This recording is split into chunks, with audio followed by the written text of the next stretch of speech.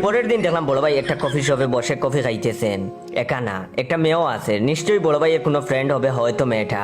বড় ভাই মেয়েটাকে বলতেছেন, তুমি প্রথম, তুমি শেষ। ঠিক সেই মুহূর্তে বড় ভাইয়ের কাছে গিয়ে এক নিঃশ্বাসে বললাম, বড় ভাই আমারে মাফ কইরা দেন। আমি বুঝছি ভাই আমার কারণেই আপনার 2টা গার্লফ্রেন্ড 2 দিন চলে গেল, কিন্তু ভাই বিশ্বাস করেন আমি ইচ্ছা করে কিচ্ছু করি নাই। এরপর বড় ভাইয়ের কাছে বসে আপাকেও বললাম, আপা আপনি মনে হয় ভাইয়ের কোনো ফ্রেন্ড হবেন, আপনি প্লিজ বলেন না ছোট ভাই হিসেবে আমাকে যেন মাফ করে দেয়। বড় ভাইয়ের সাথে বসা আপা আমার কথা শুনে বড় ভাইয়ের মুখে টেবিলের উপর সব ছুঁড়ে মেরে বড় ভাইকে দুঃখাবাজ গালি দিয়ে চলে গেল। আমি কিছুই বুঝতে পারলাম না।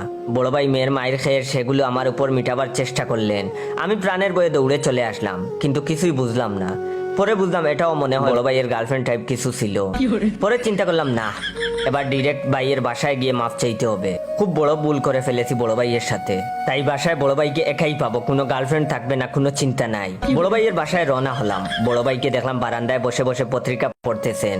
আমি সোজা গিয়ে বড় ভাইয়ের 2 হাত ধরে জুড়ে চিৎকার দিয়ে বললাম, আর ভুল হবে না বড় ভাই, আমার জন্য 3 দিনে আপনার 3টা গার্লফ্রেন্ড গেছে, আর এরকম হবে না, আমারে মাফ করে দেন। সাথে সাথে দেখি ঘরের ভেতর থেকে এক মহিলা জাটা নিয়ে বের হয়ে বড় ভাইকে গালি দিয়ে বলল, হারামজাদা, তুই ঘরে বউ রেখে বাইরে 3টা গার্লফ্রেন্ডের লোকে চক্কর মারস, তুই আমারে বিয়া কইরা আমার সাথে প্রতারণা করস, তোরে তো খাইছি।